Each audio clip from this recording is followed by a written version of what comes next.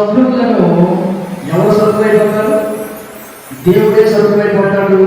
దేవుడు ఆ శత్రువుతో దేవుడు యాచమాడతాడు. నువ్వు హ్యాపీగా ఉంటావు, నేను హ్యాపీగా ఉంటావు, అందరూ కూడా సంతోషంగా ఉంటావు. బైబిల్ గ్రంథాలు సెలవిస్తున్నాయి. యెషయా గ్రంథం 26వ అధ్యాయం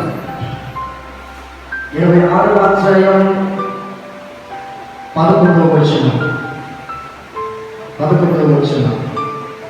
ఒక చక్కని మాట అక్కడ మాట్లాడుతూ వస్తున్నాను. యెహోవా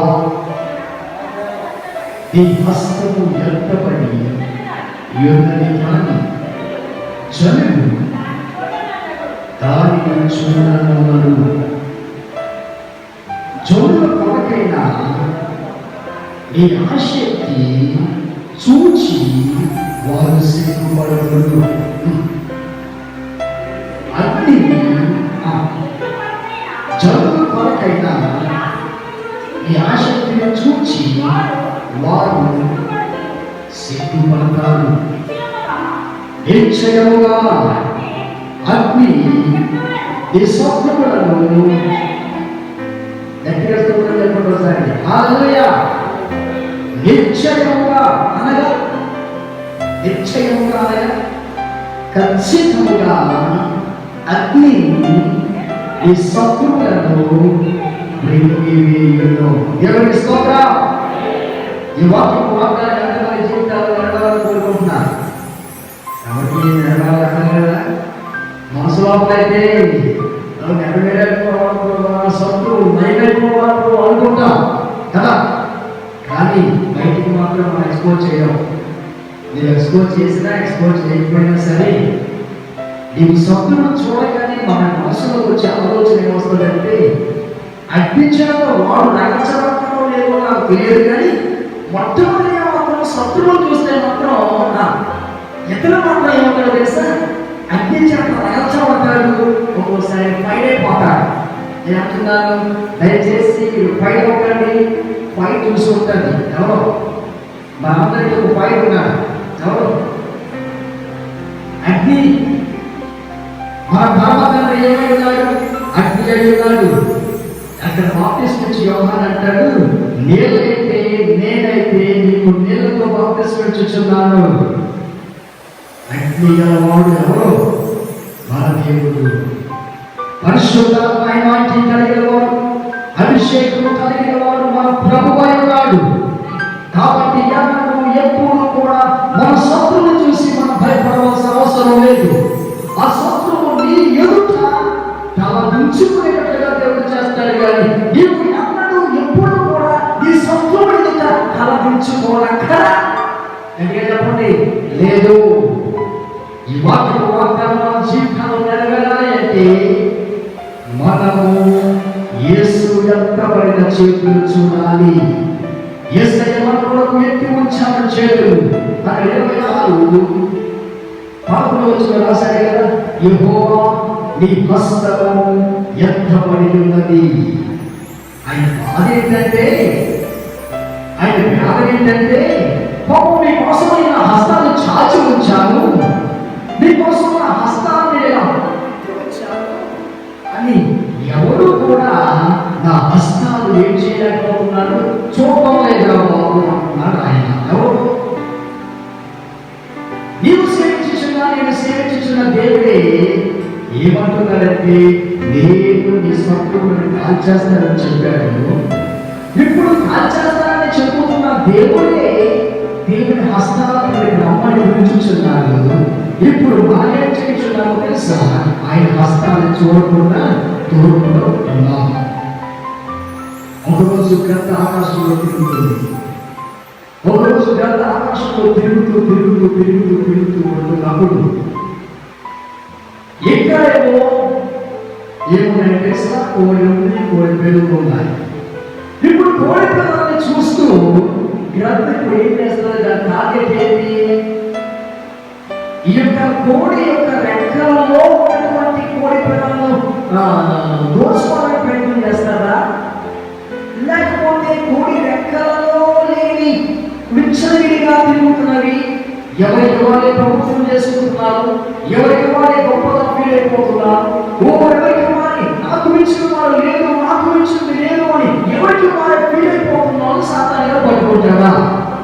ఈరోజు ఒక అంగంలో ఉండు, ఒక ప్రభువు కింద ఉండు, ఒకరి యొక్క సన్నిధిలో ఉండాలి, ఒకరి యొక్క అభిషేకంలో ఉండాలి, ఒకరి చేతి కింద మనం ఉంటే దేవుడు మనల్ని కూడా ఆశీర్వదిస్తాడు, దేవుడు మనల్ని కూడా దీవిస్తాడు. ఇక్కడ అదే మాట్లాడుతూ వస్తున్నారు, యెహోవా హస్తము ఎత్తబడి ఉన్నది, కానీ జనులు దానిని చూడగలుగుతున్నారు. ఈరోజు సాధారణ ఉద్దేశం ఏంటో చెప్పరా?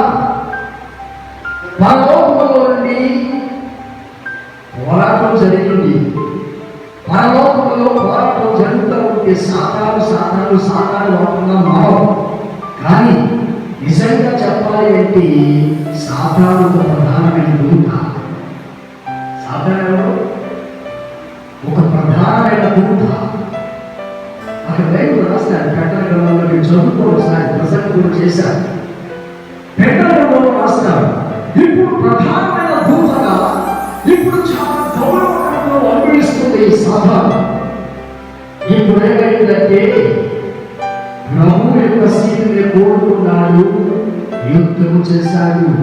పరలోకంలో యుద్ధము జరిగని చెప్పి ప్రారంభిస్తాడు. నిజంగా బైబిల్లో పరలోకంలో ఒక యుద్ధము జరిగాడు. ఓకే, 12వ అధ్యాయం 7వ వచనం, ప్రకటన గ్రంథము 12వ అధ్యాయం 7వ వచనం. పరలోకంలో ఒక యుద్ధము జరుగుతుంది. మిఖాయేలు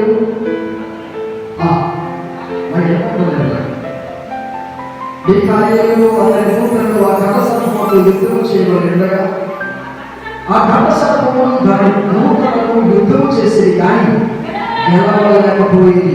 కనుక పరలోకమునందు వారికి స్థలము లేకపోయాను. గట్టిగా చెప్తా, హల్లెలూయా. పరలోకంలో ఉండేది సాతాను, ఘట సర్పం. ఇప్పుడేమో దేవుడి దూతలతో యుద్ధం చేసింది. ఇప్పుడేమో నేను ఇంకా ఉన్నతమైన స్థానంలోకి వెళ్ళిపోవాలని అహం, గర్వం, అసూయ, కక్షలతో ఇప్పుడేమో నేను ఈ విధంగా అక్కడ మంచిది కదా అని ఆలోచించింది. ఇప్పుడు ఆలోచించి యుద్ధమే చేసింది ఎవరితో? అక్కడ పరలోకంలో యుద్ధం జరుగుతూ ఉంటున్నప్పుడు ఎవరు నిలవగలడు? అక్కడ ఉంటారు కదా, దేవుడు మన పక్షంలో ఉండగా మనకి విరోధి ఎవరు? ఎవరు అనలేదు అక్కడ, ఎవరు అనలేదు అక్కడ. ఎవరు నిలవగలడు? ఎవరు దేవుడితో యుద్ధం చేయగలడు?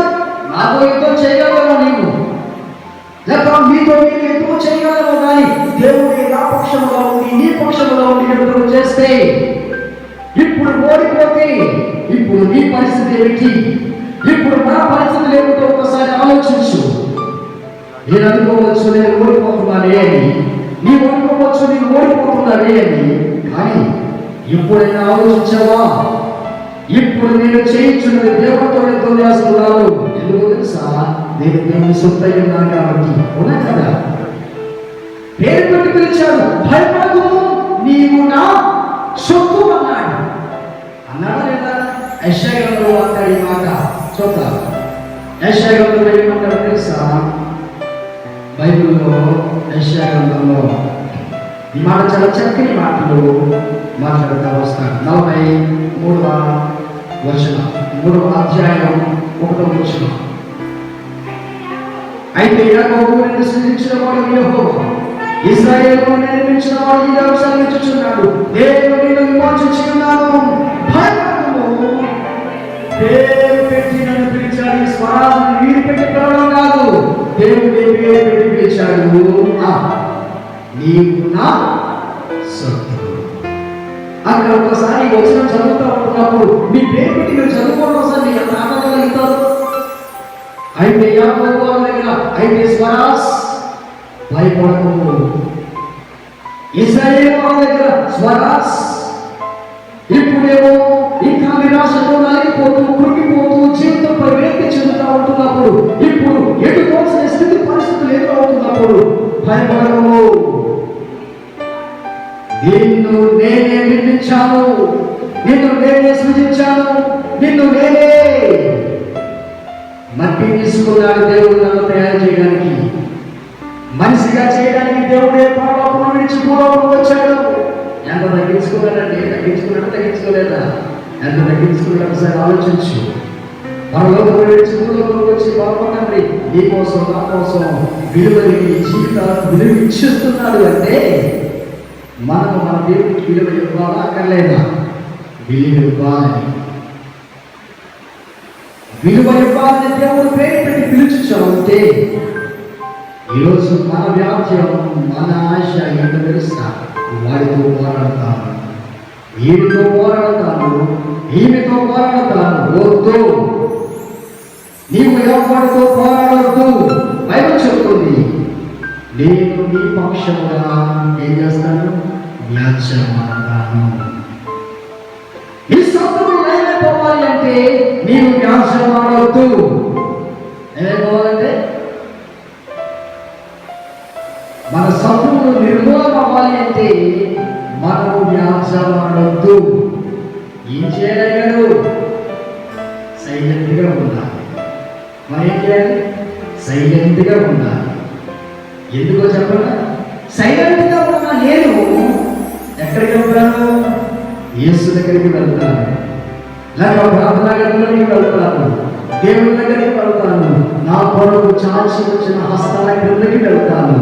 ఇప్పుడు చాచి వచ్చిన హస్తాల క్రిందకి వెళ్ళి, తండ్రి ఏంటయ్యా ఇది అని ప్రార్థన చేస్తే దేవుడు నాతో అంటాడు, నేను పేరు పెట్టి పిలిచేదాన్ని, నీవు నా సొత్తు. ఎందుకు భయపడుతున్నావు? నేను నిన్ను నిర్మించాను, నేను నిన్ను సృజించాను, నీవు నా సొత్తు అని దేవుడు పిలిస్తే నాకు ఎందుకు భయం? నా శత్రువు నాకు ఎంతమంది నాకే భయమా? నా దేవుడు నాకు ఎదురుగా ఉన్నాడండి. నా దేవుడి నన్ను ఏంటది కంచె వేశాడండి. ఇప్పుడు నా శత్రువు నన్ను ఏం చేయగలడు? పాపం నెబుకద్నెజర్ రాజు మంచి నిర్ణయం తీసుకున్నాడు. నెబుకద్నెజర్ రాజు మంచి నిర్ణయం తీసుకున్నాడు. ఏంటో తెలుసా?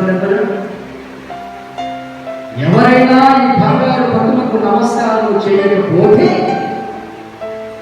నేను వాళ్ళు ఏం చేస్తాను?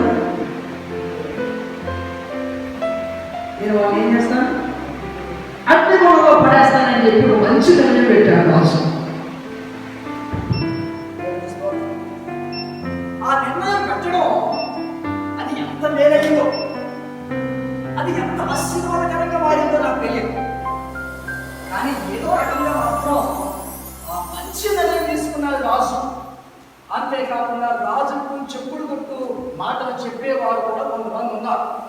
అయ్యా నేను అసలు మాట్లాడుతున్న నమస్కారం చేయమంటే చేయలేయా, ఎలాగైనా సరే చెయ్యాలి ప్రభా అని ప్రతిమాలే వారు కూడా ఉన్నా రాజు ఆ చెప్పుడు కొట్టు ఇప్పుడు ఆ మాటలు విన్నాడు. ఆ మాటల ప్రకారంగా నిలబెట్టాడు ఒక విగ్రహాన్ని. ఒక మట్టి ఉంది, వెండి ఉంది, బంగారం ఉంది, రేకులు ఉన్నాయి, చాలా ఉన్నాయి.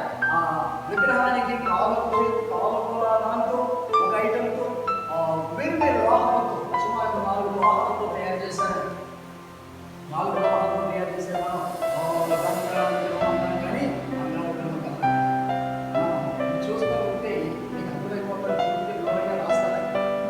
వివరంగా రాస్తా వస్తాడు. 4 లోహాలతో ఆయుధం తయారు చేశాడు. నిలబెట్టాడు. నిలబెట్టి రాజుగారు పెట్టే శాసనం చెప్తున్నా, ఈ బంగారం నమస్కారం చేయకపోతే నేను వాళ్ళ అగ్నిలో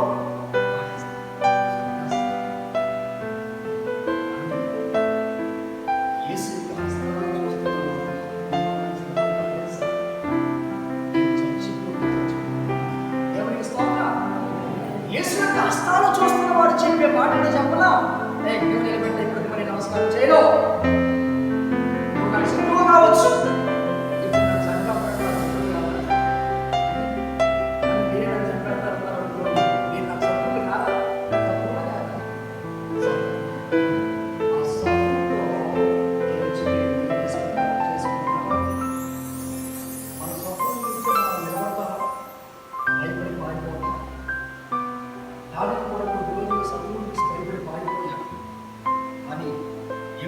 యేసు యొక్క హస్తాలలోకి వచ్చారో, ఎప్పుడైతే ప్రభు యొక్క హస్తాలలోకి వచ్చేసారో, ఇప్పుడు తాను ఏం చేస్తాడో చెప్పనా? ఇప్పుడు శత్రువు ఎదురుగా కనబడుతున్నా సరే, ఇప్పుడు శత్రువు చూసి ఏమీ అందో. సౌలు అనేక సార్లు దావీదు ప్రక్క నుంచి వెళ్ళిపోతున్నా సరే ఎక్కడ హాని చేయలేదు. ఇది చూసి సౌలుకి వచ్చింది, సౌలు లోపలికి దురాత్మ వచ్చింది, దావీదు పైకి ఏమొచ్చింది? దేవుని ఆత్మ వచ్చింది. సౌలులోకి దురాత్మ వచ్చి సౌలు ఏమైనా తెలుసా? చిత్త చివరికి తన కత్తితో తానే ఒక్కడ చచ్చిపోవడం కాదు కానీ కుటుంబం యావత్తు కూడా వారి కత్తుల మీద వారి పడి చచ్చిపోయారు. నిజంగా చెప్పాలి అంటే వీళ్ళందరి యొక్క మరణాల యొక్క జాగ్రత్త ఎవరిలో వెళ్ళాలో తెలుసా? దావీదుకి వెళ్ళాలి. కానీ దావీదు చేతికి ఏ రక్తం కాండలేదు. శత్రువులు అయిపోయాడు. సరిగా చెప్పాలి, ఈరోజు ఇక్కడ మేము చూస్తున్నాం, లేఖన భాగాలు శ్రవిస్తున్నాం. అగ్ని శత్రువులని కాల్చేస్తుంది, అగ్ని శత్రువులను సంహరిస్తుంది. నేను అనుకుంటున్నాను ఖచ్చితంగా అక్షరాల ఇక్కడ నెరవేరు. ఎక్కడ? శద్రకు, మేషకు, అభిజ్ఞానుల యొక్క జీవితంలో దేవుడు చాలా చక్కగా నెరవేర్చాడు. ఈ బంగారు నిలబెట్టే నమస్కారం చేయమంటే నమస్కారం చేయమను. ఇప్పుడేమో రాజుగారు మహా ఉద్యోగానికి లోనవడం, ఇప్పుడేమో 700 చేశానా, ఇప్పుడు 700 చేయడం, ఇప్పుడేమో మీరు అయినా సరే మేము సేవించిన దేవుడు అద్భుతంగా కదా. ఈ లోకంలో రక్షించగల సమర్థుడు ఒకవేళ రక్షించకపోయినా సరే దేవుని నమస్కారం చేయమని చెప్పడం, చిట్ట చివరికి విసిరేవాడు రావడం, ఇప్పుడు విసిరేవాడు వచ్చాక విసరడం, ఇప్పుడు ఇవన్నీ జరిగిపోయాయి. ఇప్పుడు విసిరిన వాళ్ళు ఇప్పుడు ఏమయ్యారండి చెప్పండి? శత్రువులు ఎవరైతే ఉన్నారో, ఎవరైతే ఇప్పుడు విసిరారో, విసిరిన వాళ్ళు ఏమయ్యారు? బైబిల్ రాశారు, విసిరిన వాళ్ళు ఏమైపోయారు? అగ్ని చేత కాల్చబడ్డారు. విసరమైన వారు అగ్ని లోపల దేవుడితో సహవాసం చేస్తున్నారు. దేవుని స్తోత్రం. ఈరోజు అగ్ని మనల్ని కాల్చదు, అగ్ని మనల్ని కాల్చదు. అగ్ని ఎవరిని కాల్చుతుంది? మన శత్రువులను కాల్చేస్తుంది. ఆ అగ్ని ఏమిటో చెప్పగా ఈరోజు కదా పనిలో గ్యాస్ లీకేజ్, ఇది కదా అగ్ని మనకంటే గుర్తుకొచ్చేది. ఇది ఏమీ కాదు. అగ్ని ఏమిటో చెప్పగా దేవుని వాక్యమే అగ్ని, దేవుని వాక్యమే మన అగ్ని. ఈరోజు అగ్ని చేత మనం నింపబడదాం. పరిశుద్ధాత్మ అగ్ని చేత మేము నింపబడితే ఇప్పుడు చెప్పండి, ఏ శత్రువు నీ ముందు నిలబడతావు? నిలబడమని నేను చెప్తాను, ఎవ్వరు నీ ముందు నిలబడలేడు. నిన్ను చూస్తూ గిలగలగల కొట్టుకుంటాడు. కొట్టుకోవా, మనం కొట్టుకోవా? ఎవరికి చెప్పండి సార్, మన శత్రువులను చూస్తాక మనం గిలగలుగుతావా, వాళ్ళ గిలగలుగుతావా? వాళ్ళు గిలగలుగుతావా, మనం గిలగలుగుతావా? శత్రువులను చూసి వాళ్ళ గిలగలుగుతావాలి. వాళ్ళ గిలగలుగుతావా అంటే ఏం చేయాలంటే ఆత్మచేత నింపుకోవాలి. ఒకసారి శిలువపై వేలాడుతున్న యేసు ఒకసారి చూడాలి. నీ కొరకు హస్తము ఎత్తబడి ఉంచిన దేవుడు ఒకసారి చూడాలి. ఇప్పుడు చూస్తావా? ఇప్పుడు నేను కాపాడుతావా? దేవుడు చూస్తున్నాడు. ఇప్పటికీ యేసు నీ కోసం హస్తాన్ని చాచి ఉంచాడు. ఎప్పటికీ మన కొరకు దేవుడి యొక్క హస్తములు చాచి వారు పిలుచుచున్నాడు. ప్రయాసపడి భారం మోసుకొచ్చిన సమస్త జనాంగమా, మీరు నా యొద్దకు రండి, నేను మీకు విశ్రాంతిని చేస్తాను. అలా నిజంగా ఎవరున్నారంటే ఆపదొస్తే కుటుంబం మనం పిలుస్తారా? ఇప్పుడు ఏదో కోర్టు కేసులో వెళ్దామనుకున్నా, ఇప్పుడు నా కుటుంబంలో ఉన్నటువంటి వారికి ఒక్కసారి మీకు వచ్చి ఒక మాట ఇలా జరగలేదు ఒక మాట చెప్పేది కోర్టు నిశ్చయించింది. కానీ ఆ కుటుంబం కోర్టు కనుక మొత్తం చెబుతుందా? ఇప్పుడు పోలీస్ స్టేషన్ రమ్మంటే వస్తావా? ఇప్పుడు నేనేమో మరణఛాయలో ఉంటున్నప్పుడు ఇప్పుడు ఎవరో ఏదో చేయమంటే చేస్తారా? ఎవరు చేయరు. డబ్బు చేతిలో ఉన్నంత వరకు, అన్నం చేతిలో ఉన్నంత వరకు, మన బలం చేతిలో ఉన్నంత వరకు, బలం చేతిలో ఉన్నంత వరకు అందరూ చుట్టూ ఉంటారు. అదే ఇప్పుడు శత్రువు చేరిపోయాక, అదే కొంచెం ఇప్పుడు అసూయ పెరిగిపోయాక, ఇప్పుడు కొంచెం అహం పెరిగిపోయాక ఎవరు నీ దగ్గరికి రాదు. ఎవరు నీ దగ్గరికి రాదు. అందుకే బైబిల్ చెబుతుంది, వాదము వీళ్ళు వాదన కాదు, కానీ మనం బ్రతికింపబడేది, మనం బ్రతికేది దేని వల్ల అంటే, మత్తయి సువార్త 4:4 దగ్గర చదువుకోండి. నీ నోటి నుండి వచ్చి ప్రతి మాట వల్ల మనిషి జీవిస్తాడు. దేవుని నోటి వచ్చి ప్రతి మాట వల్ల మనిషి జీవిస్తాడు. ఈరోజు దేవుని పెద్దవైతే, ఈరోజు మనం మాట్లాడుతున్న మాట ఎలా ఉండాలి? మనం దేవుని బిడ్డలమైతే మనం మాట్లాడుతున్న మాట ఎలా ఉండాలి? మొదటిచ్చే రెస్పెక్ట్ మొదటేకు, మొదటిచ్చే గౌరవం మొదటేకు వద్దు. ఇప్పుడు ఏదో మనకి వచ్చిందని, పెరిగిందని, దేవుడు ఆశీర్వదించాలని, దేవుడు దీవించాలని ఇప్పుడు ఎక్కడ ఎన్నడూ అడుగు వేయొద్దు. ముందు ఉన్న సంతోషంతో ఉందాం, ముందు ఉన్న హ్యాపీగా ఉందాం. ఈరోజు వ్యాధులతో నలిగిపోతున్నావా? సోదరులతో నలిగిపోతున్నావా? ఈ సొంతులు ఎక్కువైపోయారయ్యా, ఈ సొంతులు బాగా పెంచలేకపోతున్నారయ్యా అని కుమిలిపోతున్నావేమో. కుమిలిపోవద్దు. కుమిలిపోకుండా ఒక్కసారి నీకు నాకు భరోసా ఇచ్చిన యేసు ఎదురుగా ఏంటో తెలుసా భరోసా? ఈ సొంతులను నేను చూసుకుంటాను, నీవు నా దగ్గర, నీవు నా చేతి కింద కోరిక రెక్కల కింద ఎలాగైతే పిల్లలు కాపాడుతాడు, నేను కాపాడుతాను అంటున్నాడు. ఈరోజు మన వరకు హస్తములు చాచి ఉంచాడు దేవుడు. కోరిక ఆకాశంలో తిరుగుతూ ఉంటున్నప్పుడు అనుస్తాది అనుస్తాది అనుస్తాది అనుస్తాది రెక్కలు చాచి పిలుస్తాడు తన పిల్లల్ని. ఏ పిల్లలైతే తన యొక్క శబ్దం విని రెక్కల కిందకి వస్తాయో అవి రక్షించబడతాయి. ఎక్కువ చేస్తే ఏముంటాయి తెలుసా? ఎత్తుకుపోబడతాయి. ఈరోజు యేసు కూడా మన కొరకు తన హస్తములు చాచి పిలుచుచున్నాడు. హస్తములు చాచి పిలుచుచున్న యేసు హస్తాలలోకి వెళ్ళిపోదాం. మన హృదయాన్ని మనం సరి చేసుకుందాం. మన జీవితాన్ని మన ప్రభువుకు అప్పగించుకుందాం. అగ్ని మన సత్తులను ఏం చేస్తుంది? కాల్చేస్తుంది. శత్రువు మెషకు అభిజ్ఞాలు అగ్నిగుణంలో ఉన్నారు, కానీ ఒక్క వ్యక్తులు కూడా వాళ్ళు ఏమలేదు. ఒకసారి ఇంటికి వెళ్ళాక అప్పులు వేయించి ఇలా అప్పిట్టు చూడండి. జస్ట్ 1 సెకండ్ ఒక అప్పులు పెట్టి చూడండి. స్మెల్ వస్తుందా? స్మెల్ వస్తుందా? వెంట్రుకలన్నీ కాలిపోతా ఉన్నప్పుడు స్మెల్ వస్తుందా? రాదు. వాళ్ళ అగ్నిగుణంలో పడేసాక కూడా వాళ్ళ పై పట్టులో కూడా ఊడబెరికి అగ్నిగుణంలో పడేస్తారంట. ఒక్క తల వెంట్రు కూడా వాళ్ళకి కాలేదంట. రాజు మళ్ళా చూసి వాళ్ళు బయటికి రప్పించి మొత్తం అంతా టెస్ట్ చేస్తాడు, చెక్ చేస్తాడు. రే ఒక్క తల వెంట్రు కూడా కాలేదురా బాబు, వీడు సేవించిన దేవుడే గొప్పవాడు. ఇక మీద ఈ బంగారు పట్టణం కాదు, కానీ వీరు సేవించిన దేవుడు అందరూ కూడా ఏం చేయండి? సేవించండి.